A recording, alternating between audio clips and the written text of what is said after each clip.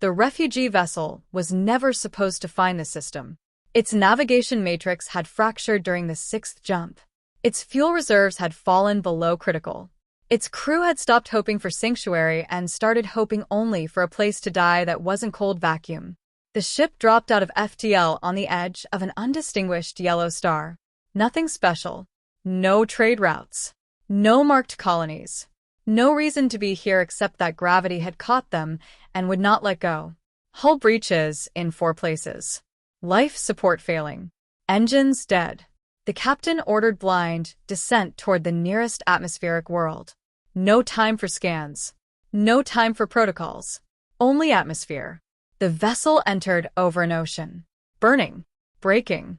Millions below saw the streak of fire across blue sky. An impossibility falling from heaven. It crashed into a remote archipelago. Hard enough to crack volcanic rock. Hard enough that everyone aboard assumed they were already dead. They were not.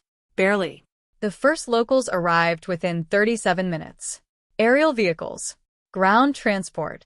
Emergency teams in bright gear approaching through smoke and ash. The refugees watched from shattered hull openings as strange bipedal figures moved with urgent precision. No weapons visible. No hesitation. Only purpose. At first, the refugees assumed these were primitive inhabitants. Pre-industrial, perhaps. A species too young to understand what had fallen from the stars. Then one of the locals cut through hull plating with a plasma torch. Another deployed atmospheric seal foam over a breach. A third began triaging the wounded with medical technology more advanced than anything the refugees expected from an unmapped world.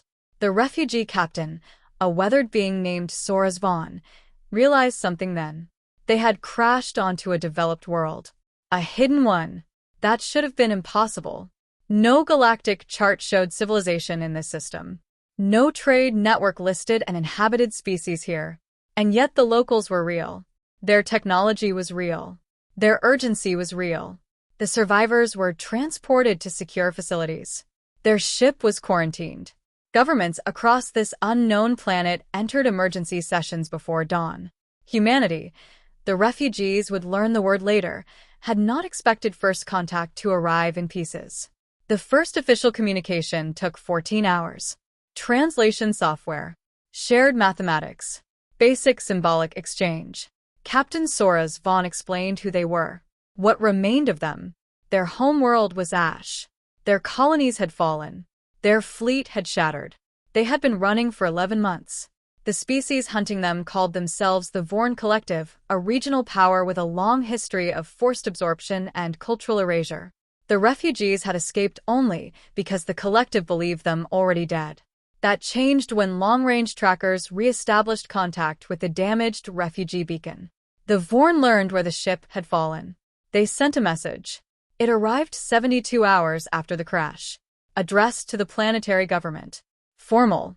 Cold. Polite in the way of predators who have never been challenged. It stated that the individuals currently on this world were escaped property of the collective. They were to be returned immediately. Failure to comply would be interpreted as hostile interference in collective internal affairs. The human leadership reviewed the message in silence. Then they asked Captain Soros Vaughn a single question. Was any part of that true? Soros Vaughn answered with the weight of a dead world on his shoulders. No. My people never belonged to them. We resisted annexation. We lost. That is not the same as being property. That answer was all the humans required. Earth's response was sent 12 minutes later. It contained one sentence. They have requested asylum. It has been granted. The Vorn Collective responded with threats. Escalation warnings. Detailed consequences. Humanity sent another message. Shorter this time. Then come and take them. Captain Soros Vaughn read that transmission 4 times. He believed at first it was mistranslated. No rational species challenged the collective over strangers. Not over a handful of broken survivors. Not over people who had arrived by accident. But the humans did. And in that moment, Soros Vaughn understood something important. They had not crashed on a peaceful world. They had crashed on a dangerous one. The Vorn Collective did not reply immediately. That more than anything unsettled the refugees. Because the collective did not hesitate. It punished defiance quickly. Publicly. Silence meant calculation. On Earth, preparations began at once. The refugees expected panic, Confusion. regret. Instead, they saw something stranger.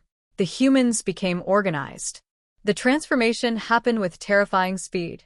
Military assets moved under layers of official secrecy that fooled no one. Orbital platforms changed trajectories. Subterranean bunkers reopened. Civil defense networks quietly activated across multiple continents. Factories that had not produced weapons in decades resumed operations within days. Captain Soros Von watched from a secure observation room as Earth transformed, not into chaos, but into readiness. He asked a human official how long it would take their world to fully mobilize. The official answered plainly, "Depends how serious this gets." That answer did not reassure him. Human scientists worked with refugee engineers around the clock. They studied the wrecked ship, its drive systems, its shields, its weapons. The refugees expected slow progress, decades of reverse engineering, perhaps centuries. Instead, the humans learned far too quickly. They asked difficult questions, precise questions, questions that suggested they were not merely curious. They were looking for weaknesses. Within 4 days, human analysts had built tactical models of Vorn collective ship behavior. Within 6, they had simulation projections. Within 8, they had theories. Every theory centered on one conclusion: the collective relied on intimidation. Its fleets were large. Its technology was superior. But its strategy assumed fear would end resistance before resistance became costly. The humans found that assumption interesting. The first Vorn fleet entered the solar system 12 days after the crash. It was not large by galactic standards, only 5 warships. But it was not meant to fight. It was meant to intimidate.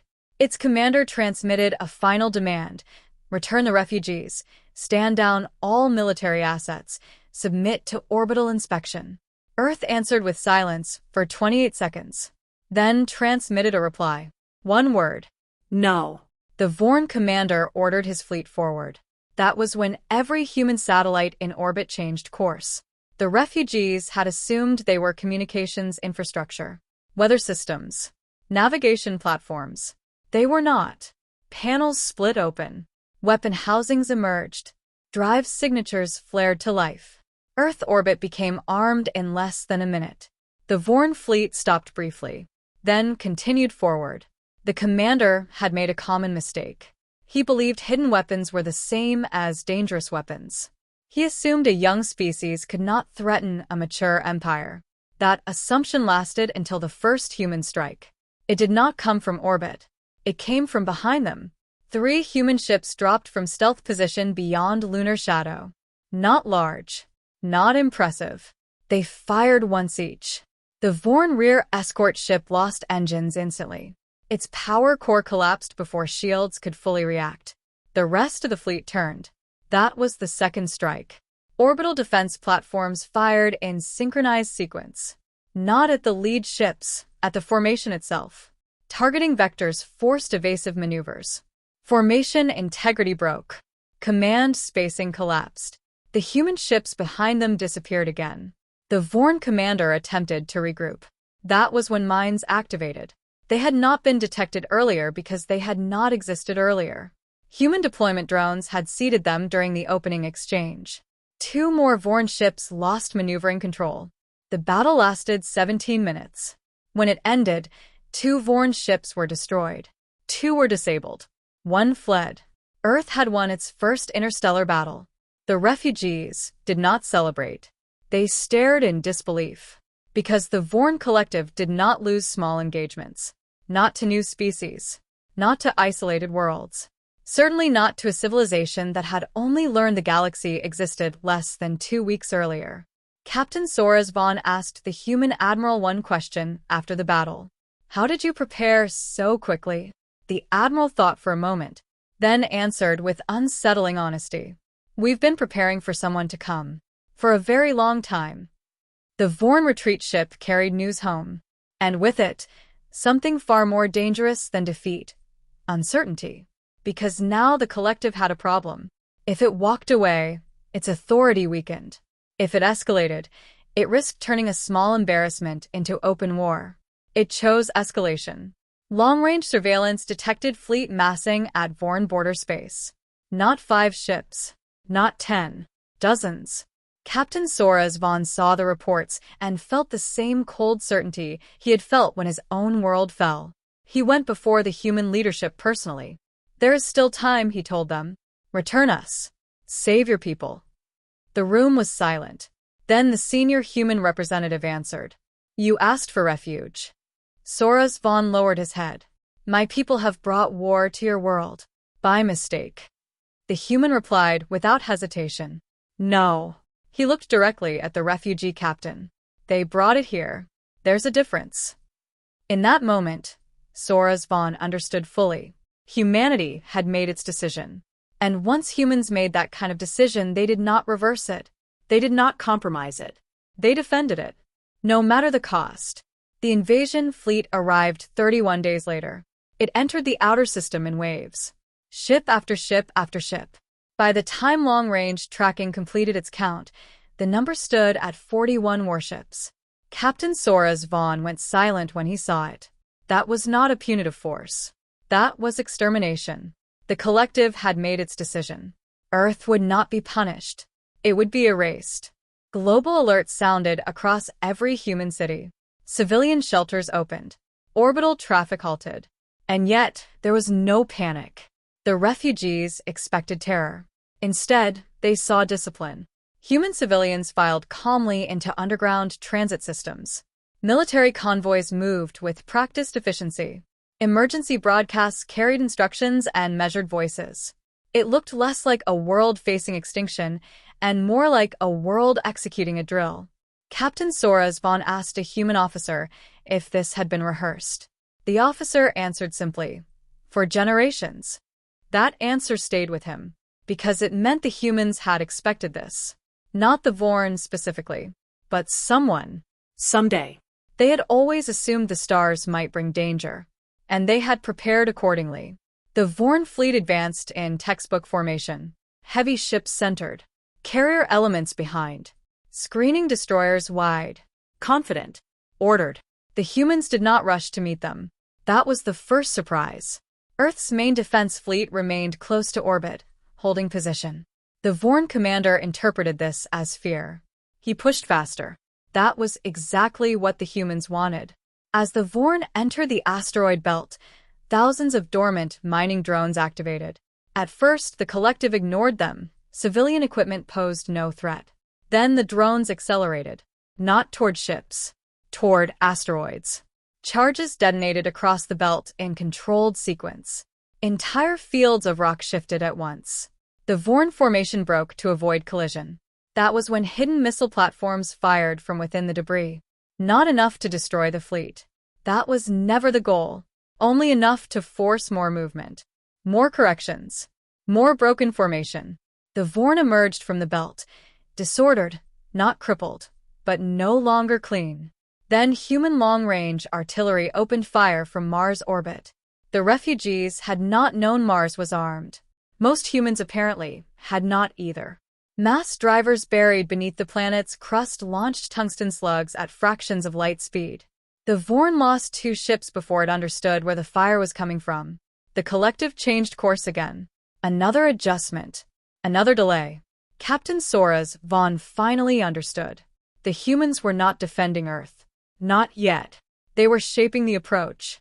Every engagement, every trap, every defensive layer was forcing the Vorn into a path of human choosing. And by the time the collective realized that, it was too late to reverse course cleanly. Earth's fleet finally moved. It advanced in scattered formation. Loose. Uneven.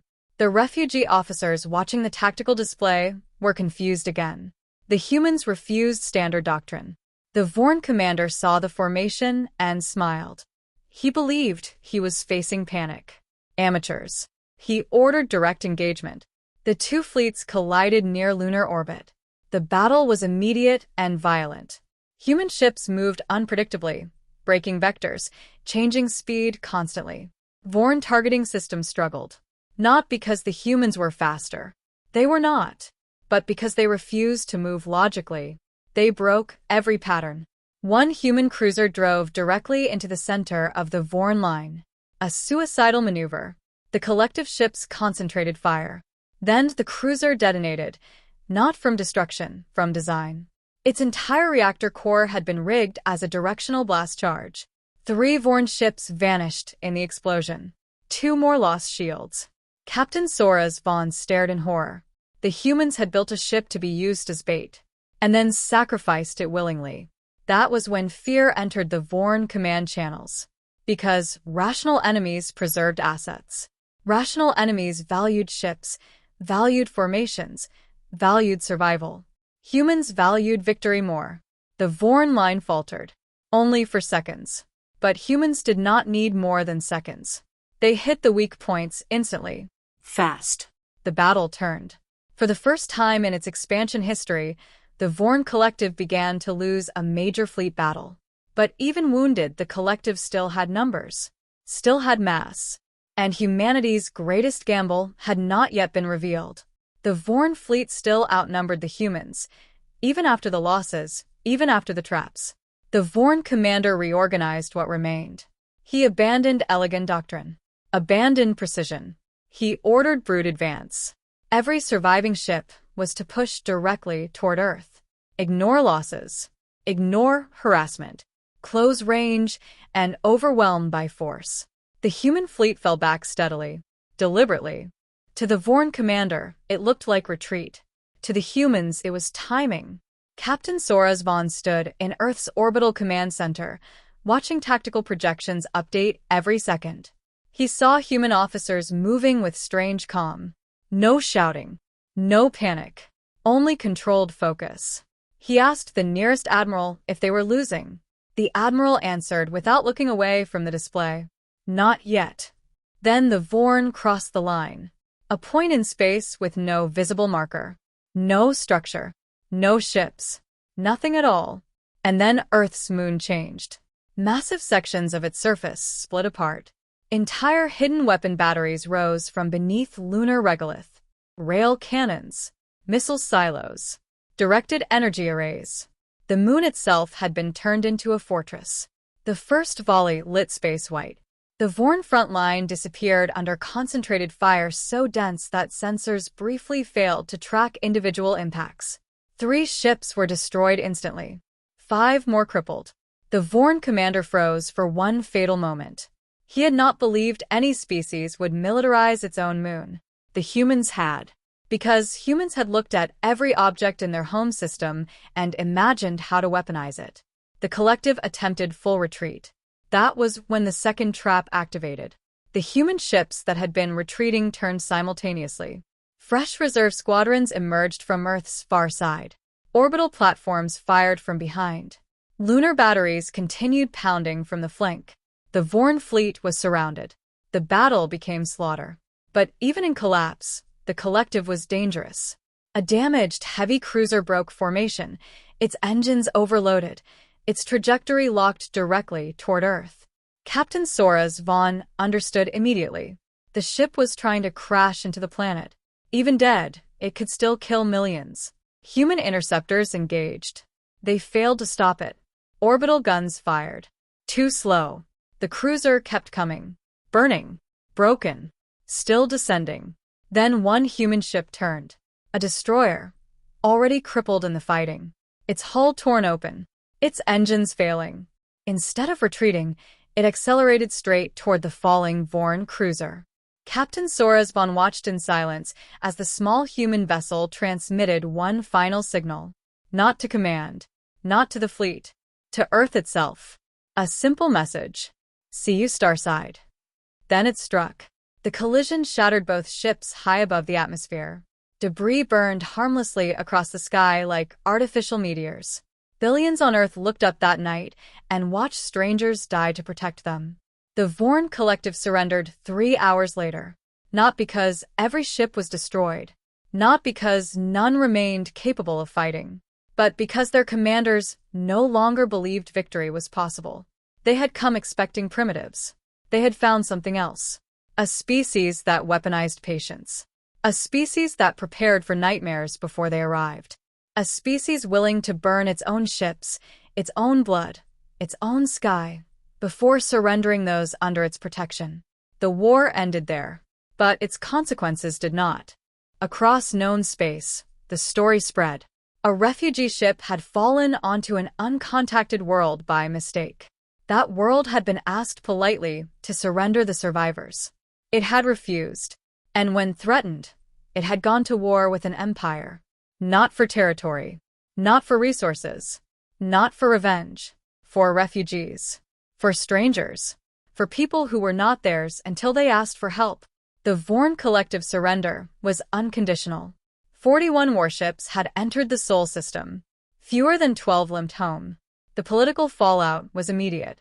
Subject species who had endured Vorn rule for centuries began asking questions their overlords could not answer. If a primitive world could defeat the collective, how invincible was the Empire really? Captain Soras Vaughn remained on Earth long after the war. Many of his people did. When asked years later why so many chose to stay, he gave one answer. Because if the universe ever hunts us again, there is no safer place to stand than behind humanity. But the galaxy was already learning that lesson. 3 years after the Battle of Earth, a delegation arrived from the Outer Rim. Not Vorn, not any species the humans had encountered. Their vessel was small, unarmed, and bore the scars of a long journey. Their leader was an ancient being named Thessalon, the last of a species called the XYL, whose home world had been consumed by something they could not name. "We have heard of you," Thessalon said, standing before the human council. "The ones who protect refugees. The ones who do not surrender those under their care." The senior human representative nodded. "What do you need?" Thessalon's answer was quiet. "A place to exist. That is all. We ask for nothing else. We will work. We will contribute. We will not be a burden. We only wish to survive."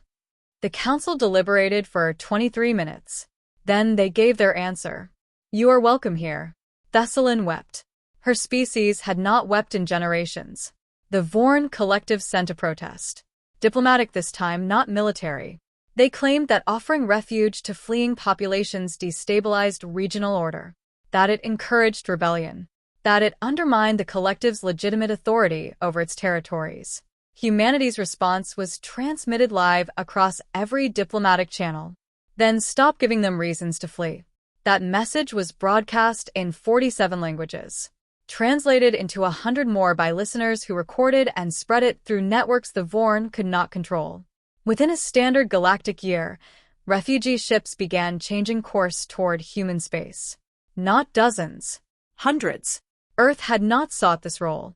It had not asked to become a sanctuary, but the galaxy had decided for them. Captain Soras Vaughn, now serving as a diplomatic liaison, watched the first wave of refugee vessels arrive. They came in every configuration, some sleek, some shattered, some barely holding together. Their passengers represented a dozen species, 100 cultures, 1,000 stories of loss. "Can we handle this?" Soras asked the human administrator standing beside him. The administrator watched the ships begin their descent toward designated landing zones. "We'll figure it out. We always do." But the Vorn are watching. Others are watching. They'll see this as provocation. Good. The administrator's expression didn't change. Let them watch. Let them see exactly what happens when people choose us over them. Soras remembered the battle. The ships sacrificed. The destroyer that rammed the falling cruiser. The message, "See you Starside," still echoed in his memory. He remembered the faces of human pilots who had known they were flying to their deaths and had gone anyway. He looked at the administrator. "Why do you do this? You gain nothing from protecting us. You risk everything." The administrator considered the question for a long moment, then pointed at the refugees streaming from their vessels, tired, frightened, but alive. "Because someone should." That answer was not strategic. It was not political. It was not rational. And that, Soras Vaughn realized, was the most terrifying thing about humanity. They did not protect because it was wise. They protected because they could not stop themselves. Throughout the galaxy, governments updated their strategic doctrines. Military minds rewrote threat assessments. Diplomats changed language in first contact protocols. One new advisory was added almost everywhere. If humans offer protection, believe them. And if humans declare someone under their protection, do not test what that means. Because the most dangerous thing in the galaxy is not human strength, not human weapons, not even human strategy. It is the simple fact that once humans decide you are theirs to protect, they do not let go. The refugee captain who had crashed by accident became the first of millions who would find shelter under Earth's defensive umbrella. And the Vorn Collective, once the region's dominant power, began a slow decline that no invasion fleet could reverse. Some victories are not won by weapons. Some victories are won by refusing to close the door. Humanity had left its door open. The galaxy was walking through. 10 years after the crash, the Sol system had become something unrecognizable. Where once a single inhabited world orbited an unremarkable star, now 3 planets hosted permanent populations. Mars, terraformed at impossible speed with refugee technology and human stubbornness, had become a shipbuilding center. The asteroid belt housed manufacturing complexes that spanned hundreds of miles. Jupiter's moons bristled with defensive platforms that made the first Vorn fleet look like children's toys. Captain Soras Vaughn, now Ambassador Soras Vaughn, stood on an observation deck overlooking New Haven, the refugee settlement that had grown into a city. His people's architecture mixed with human designs in ways that should have clashed, but somehow harmonized. Children of multiple species played together in public squares.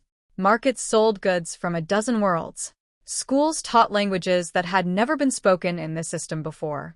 "We've received another request," said the human administrator beside him. Kalen Torres, the same man who had stood here 10 years ago, watching the first refugee waves arrive. His hair had grayed. His eyes had not. From whom? The Keth Dominion. The Vorn's neighbors. They're experiencing internal conflicts.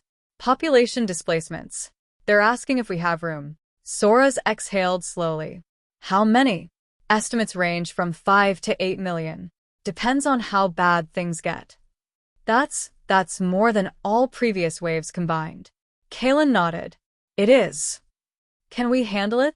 The administrator looked out at the city below, at the shipyards in orbit, at the defensive fleet that had grown from desperation into the sector's most formidable military force. We'll figure it out. We always do. Soras had heard those words before. 8 years ago, when the first organized relief missions launched toward former Vorn territories. 6 years ago, when human ships intervened to stop a pirate coalition from enslaving a newly independent colony. 3 years ago, when Earth formally declared itself a neutral sanctuary, open to all refugees, regardless of species or origin. Each time, the galaxy had watched. Each time, the galaxy had doubted. Each time, humanity had proven that doubt was a miscalculation. The Vorn ambassador requested a meeting, Soras said. Privately. He wants to discuss reparations. Kalen's eyebrow rose. Reparations. From them to us. To the refugees. To my people. He used the word acknowledgement. Soras paused. I don't trust it. Neither do I. Kalen turned from the window. But we'll hear them out. That's what we do. We listen. We consider. And if they're lying, he shrugged. The fleet is ready. The fleet was always ready. That was the other thing the galaxy had learned. Humanity did not maintain its defenses as a deterrent. It maintained them because preparation was woven into the species' fabric. Every human child learned history. Every human adult understood that peace required vigilance. The Vorn had attacked because they believed humans were soft. They had been wrong. Soras attended the meeting. The Vorn ambassador was a different creature than the commanders who had come to conquer. Older, wearier, his exoskeleton bearing the faded scars of a long career in diplomacy rather than war. He spoke formally, carefully. He offered trade agreements, cultural exchange programs, mutual defense pacts. And then, almost as an afterthought, he offered acknowledgement. A formal statement that the refugee species had never been property. that their resistance had been legitimate, that the collective bore responsibility for its actions. Soras listened in silence. When the ambassador finished, the room waited. "You destroyed my world," Soras said finally. "You killed my people. You hunted the survivors across the galaxy like animals." The ambassador's mandibles tightened. The collective acknowledges. Acknowledgement is not atonement. Soras stood. But it is a beginning. My people will discuss your offer. We will consider it. And we will remember that you came here, to our sanctuary, to speak these words. That matters more than you know. The meeting ended. The ambassador departed. Soras remained in the chamber, alone, for a long time. Kalen found him there. "You're crying." Soras touched his face. He had not realized. "Yes. Good tears. I don't know yet." He looked at the human who had become his closest friend. "I never expected to hear them admit it. After everything. After all the denial and the silence. I never thought they would say we were right." Kalen sat beside him. "People can change. Empires can change. It's slow. It hurts. But it happens." "Does it? Truly?" The human administrator smiled, a tired, knowing smile. "Look around you, Soras. 10 years ago, you crashed on a world that didn't know you existed. Today, that world is the safest place in the galaxy for people who have nowhere else to go. If that's not change, I don't know what is." Soras looked out the window at New Haven, at his people, at the humans who had taken them in, at the future they were building together. "The galaxy is changing," he said. "Because of you." No. Kalen stood, offering his hand. "Because of us. You don't get to take all the credit." Soras laughed. It surprised him. He had not laughed freely in years. He took the human's hand. All right. Us. Outside, the stars were coming out. Billions of them. Each one a possibility. Each one a potential danger. Or a potential friend. The galaxy was vast and old and full of empires that had forgotten what it meant to protect strangers. But the galaxy was also learning, because one refugee ship had crashed by accident, and the species that found them had refused to let go. End. But the story continues, as long as humanity remembers who they are. 20 years after the crash, Ambassador Soras Vaughn stood on a hill overlooking New Haven. The city had grown beyond any prediction. Towers of refugee design and human engineering rising together, parks where children of a dozen species played games that none of their ancestors had known, and a sky filled with ships that belonged to no single world. He was old now. His species did not live as long as humans, and the years of running had taken their toll. But he was content.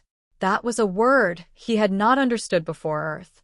Behind him, footsteps approached. Kalen Torres, retired from active administration but never from friendship.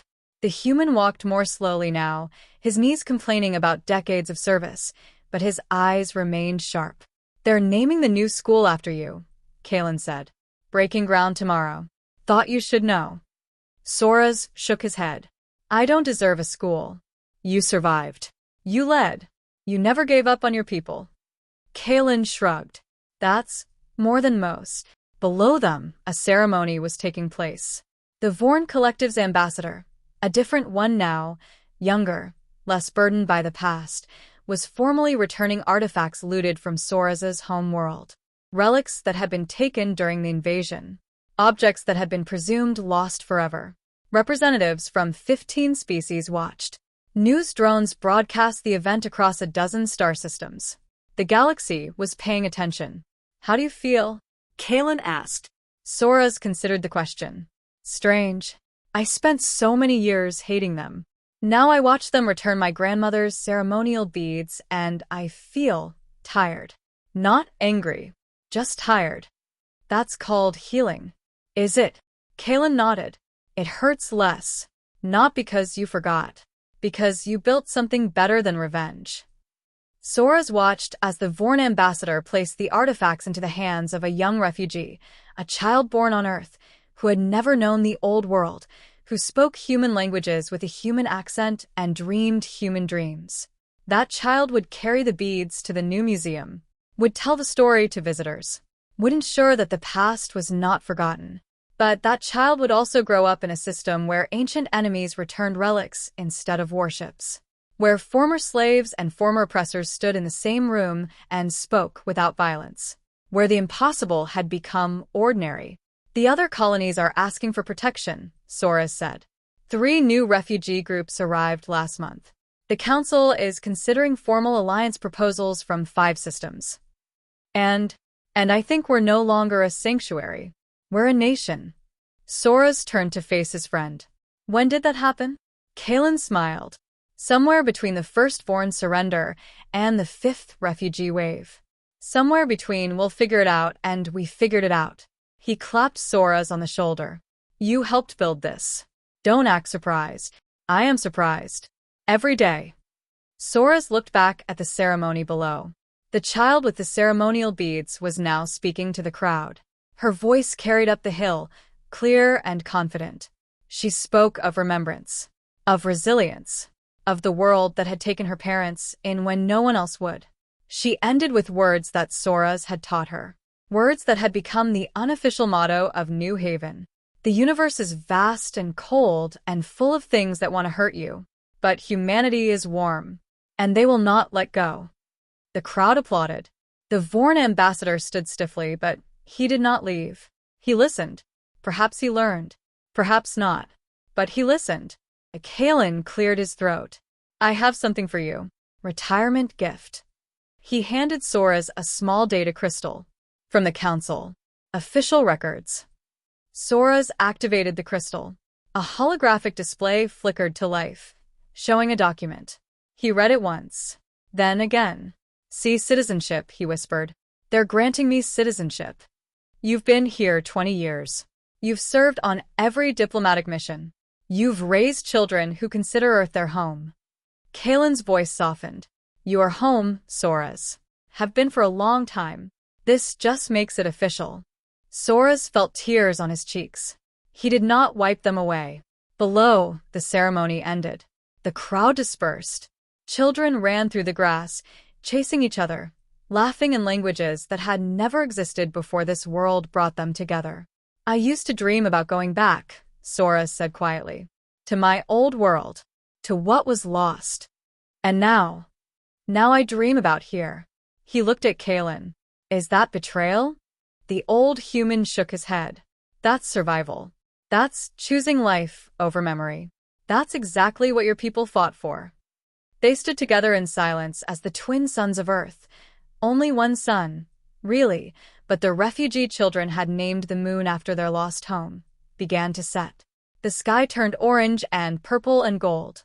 Soros Vaughn, once captain of a dying ship, now citizen of a living world, allowed himself to feel something he had forbidden for decades. Hope. If the universe ever hunts us again, he said, repeating his own words from long ago, there is no safer place to stand than behind humanity. Kalen nodded. And if humanity ever falls? Soros thought about the child with the beads, about the school being built in his name, about the fleets in orbit and the refugees arriving and the Vorn ambassador who had stayed to listen. Then the galaxy will have to answer to everyone we saved, everyone we trained, everyone who learned that protection is not weakness and compassion is not surrender. He smiled, a real smile, warm and unguarded. I think we'll be all right. The stars came out. One by one. Billions of them. Each one a story.